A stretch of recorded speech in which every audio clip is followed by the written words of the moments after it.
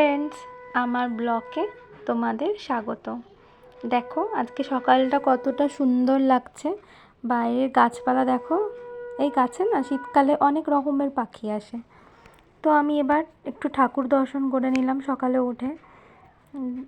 রাধা কৃষ্ণকে দর্শন করে নিলাম আর ঠাকুর ঘরের জানলাটা খুলে দিলাম। দেখো এদিকটা অতটা গাছপালা নেই, এদিকটা দেখলে মনে হবে যে কত বিল্ডিংয়ে এখন ভর্তি হয়ে গেছে সব জায়গা।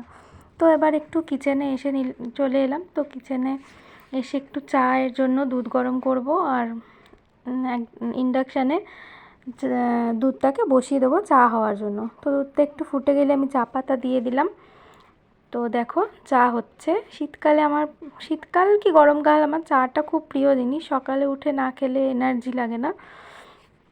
তো একটু চা করে নিলাম। দেখো চা অলরেডি ফুটে গেছে। আর সকালবেলা না চা ফোটার গন্ধটা আমার এত ভালো লাগে। এদিকে দুধটাও প্রায় ফুটে এসছে। আমি প্যাকেট দুধ রেখে দিই না, কারণ সেটা কেটে যায়। তো চা রেডি।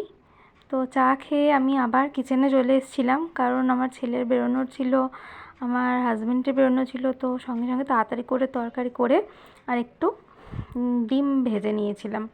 ডিম ভাজার জন্য ডিমে একটু হলুদ, লঙ্কা আর একটু পেঁয়াজ দিয়ে দিয়েছিলাম। তো টিফিনটাও রেডি হয়ে গেছিলো আমার হাজব্যান্ডের।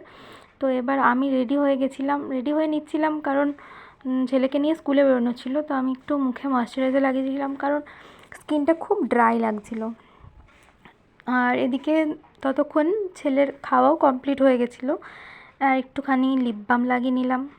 দেখো এবার ছেলেকে রেডি করে, ছেলে এবার স্কুলে যাওয়ার জন্য রেডি। ও স্কুল সিঁড়ি দিয়ে নামছে। এবার আমরা টোটোয় উঠে গেলাম। টাটা।